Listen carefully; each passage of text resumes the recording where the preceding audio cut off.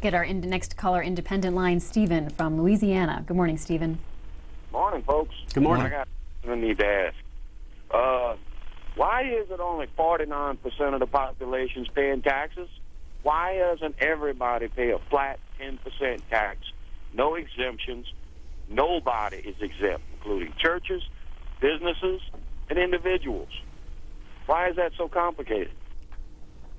Well, I notice once again my friend Mike Pence gets all the easy questions. Well, look, I'm happy to talk about tax policy on the next edition of Morning Edition. I've been for a flat tax, and I'm for a national sales tax to replace the income tax. And I think tax policy is all related to growth. People that want to solve this debt picture by raising taxes are precisely the same people that think that you can raise taxes without harming the economy. And I think the opposite is true. I think what you tax, you get less of.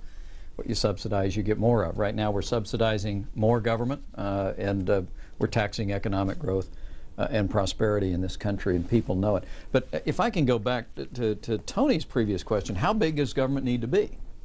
I think despite the dripping contempt in his question, I think Tony asked the exact right question. You know, what we're saying is, let's have that debate. How big does government need to be? Well, since World War II, we have created the freest and most prosperous and most powerful nation in the history of mankind, with the federal government getting 20 cents on the dollar out of my paycheck.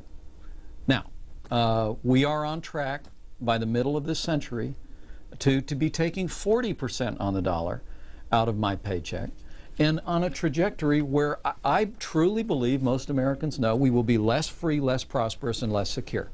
So for twice the amount of money, you're going to have less freedom, you're going to have less economic opportunity, and frankly, we're going to have less ability to provide for the common defense. So let's have that debate. And I just want to really affirm Tony, who's out there, to say that's precisely why Jeb Hensarling and I are introducing this constitutional amendment. We think history's a teacher. We think the size and scope of government, limited government, has had a great deal to do with us becoming the freest and most prosperous and most powerful nation in the history of the world.